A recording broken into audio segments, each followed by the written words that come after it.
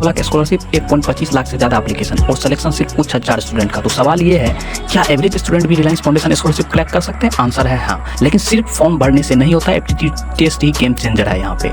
आज की वीडियो में मैं आपको वो स्ट्रेटेजी बताऊंगा जिससे आप अपने सिलेक्शन चांस काफी इंक्रीज कर सकते हैं, और एंड में मैं एक सीक्रेट स्ट्रेटेजी भी बताऊंगा जिससे आप 99% चांस है कि आप क्वालिफाई कर जाओ अगर वो आप उसको फॉलो कर लेते हो ढंग से। तो पार्ट 1 में सबसे पहले मैं पैटर्न को बात करूंगा, क्योंकि कोई भी एग्जाम को आपको क्रैक करने से पहले उसको समझना पड़ेगा उसका पैटर्न को, कैसे उस एग्जाम को हम लोग क्रैक करेंगे।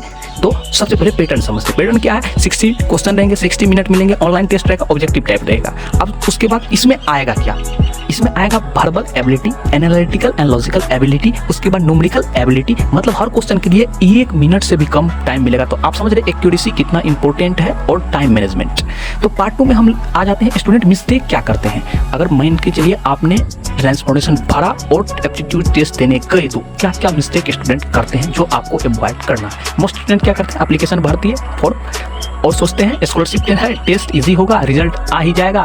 बहुत स्टूडेंट एप्टीट्यूड टेस्ट में स्ट्रगल करते हैं इसके कारण। रिलायंस फाउंडेशन स्कॉलरशिप सिर्फ मार्क्स पर नहीं, aptitude score plus academic personal profile plus merit cum means criteria based होता है, यानी कि इन सब चीजों पे ज्यादा ध्यान दिया जाएगा। अब वर्बल एबिलिटी क्या होता है इसको समझिए। मतलब यहाँ पे आपको सिनोनिम्स पूछा जाएगा, एंटोनिम्स पूछा जाएगा, ग्रामर से क्वेश्चन रहेंगे, सेंटेंस कंप्लीटेशन हो सकता है, रीडिंग कम्प्रीहेंशन हो सकता है, ये सारे क्वेश्चंस आपको आएंगे। तो आपके लिए इसके लिए क्या करना है? डेली आपको ईडी ट्यूटोरियल पढ़ना है, उसके बाद 10 न्यू वर्ड्स आपको याद रखना है जिसके कारण आपका वोकैब अच्छा होगा और इसमें भी आप बेहतर करोगे। प्रीवियस एप्टीट्यूड क्वेश्चन सोल्व करो और प्रीवियस जो वोकैब से क्वेश्चन आया है उसको ध्यान में रखो, क्योंकि रिपीट होता है वो क्वेश्चंस। टारगेट क्या रहना चाहिए आपको? यहाँ 14-13 भी आप कर लेंगे तो अगर आपका इंग्लिश ग्रामर अच्छा नहीं है, आप 14-13 भी कर लेंगे तो काफी है।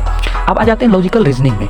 ये सेक्शन सिलेक्शन सेक्शन होता है, क्योंकि रीजनिंग मोस्टली बच्चे जानते हैं और स्कोरिंग जाता है। यहाँ 20 में से बच्चे 90, 20 ऐसे स्कोर कर ले जाते हैं। यहाँ क्या क्या पूछा जाता है? Series, coding decoding. Coding decoding जैसे आप जानते हैं चैनल का नाम भी कोडिंग डिकोडिंग ही है। ब्लड रिलेशन से क्वेश्चन रहेगा, डायरेक्शन से क्वेश्चन रहेगा, पजल रहेगा और एनालॉजी रहेगा। ठीक, अगर आप चाहो तो यहाँ 20 आउट ऑफ 20 भी स्कोर कर सकते हैं, लेकिन मेरा रहेगा कि आप 16 प्लस कम से कम करने का टारगेट रखो। पार्ट 5 में आ जाता है न्यूमेरिकल एबिलिटी। गुड न्यूज ये है कि यहाँ एडवांस मैथमेटिक्स आपसे नहीं पूछा जाएगा। जो टॉपिक कवर रहेंगे percentage, ratio, profit loss, average, time and work, simplification, numerical series. उसके बाद अगर आप 10th तक अच्छे मैथमेटिक्स किए हुए हैं तो आपके लिए बेटर है और अच्छे 15 प्लस मार्क्स, 15 प्लस क्वेश्चन आप कर ले जाओगे। अब पार्ट 6 जो स्ट्रेटजी मैं आपको देने वाला हूँ। देखिए स्ट्रेटजी कुछ नहीं होता, स्ट्रेटजी क्या होता है? कंसिस्टेंसी से आता है। अगर आप पढ़ेंगे ढंग से तो काम होगा, तो फिर भी मैं एक बता देता हूँ। सबसे पहले आपको क्या करना है? सिलेबस खत्म करना है। सिलेबस खत्म मतलब समझ रहे हैं? सबसे पहले पहला वर्बल एबिलिटी को उठाना है और जो जो टॉपिक मैंने बताया उस सबको क्लियर करना है। फिर रीजनिंग में आ जाना है, रीजनिंग के सारे टॉपिक को क्लियर करना। फिर न्यूमेरिकल एबिलिटी में आ जाना है, फिर उसको क्लियर करना है। उसके बाद 2, 4, 10 मॉक टेस्ट देना। अभी आपको स्कोर नहीं देखना है, टाइम नहीं देखना, पहले देना है। फिर एक फाइनल आपको मॉक टेस्ट देना है 10 देने के बाद, 10-12 देने के बाद उसमें आपको जज करना है अपने को, क्या मैंने ज़्यादा टाइम ले लिया, कम क्वेश्चन, या किसी ऐसा टॉपिक है जैसे इंग्लिश का क्वेश्चन मैं ज़्यादा टाइम दे रहा हूँ क्वेश्चन को, तो उसको टारगेट करना है कि वहाँ मुझे कम मार्क्स ही लाना है, कोई दिक्कत नहीं है। जहाँ मैं स्ट्रॉन्ग हूँ वहाँ मैं अच्छा करूँगा, रीजनिंग में अच्छा कर लूँगा, मैथमेटिक्स में अच्छा कर लूँगा। तो ऐसे है, कोई बच्चा मैथमेटिक्स में 0 है, इंग्लिश अच्छा है, मैथमेटिक्स में कम टाइम देगा, या पहले जो है उस सब्जेक्ट को कंप्लीट करेगा। मतलब आपका स्ट्रेटजी ऐसा रहना चाहिए, आपका जो वीक सब्जेक्ट है उसको लास्ट में करो। रीजन क्या है? वीक में नंबर भी कम आएंगे, टाइम भी ज़्यादा लगेगा। रीजनिंग सब क्या है? अगर आप जानते हो तो ईजी है, 2-4-5 मिनट में आप 20 क्वेश्चन कर ले जाओगे अगर आप जानते हो तो।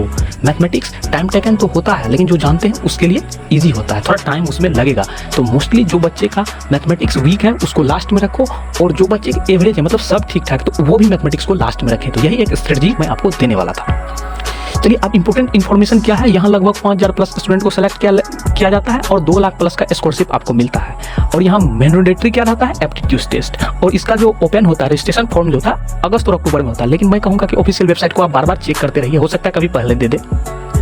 और फाइनल मोटिवेशन में आपको जो आपको टॉपर होने की जरूरत नहीं है, आपको कंसिस्टेंस होने की जरूरत है। बहुत सेलेक्टेड स्कूल ऑर्डिनरी बैकग्राउंड से आते हैं, लेकिन उन्होंने टेस्ट को सीरियसली लिया और अच्छा परफॉर्म किया। अगर आप नेक्स्ट रिलायंस फाउंडेशन स्कॉलर में बनना चाहते हैं तो पैटर्न को समझो, डेली प्रैक्टिस करो, मॉक टेस्ट दो, एक्यूरेसी इंप्रूव करो।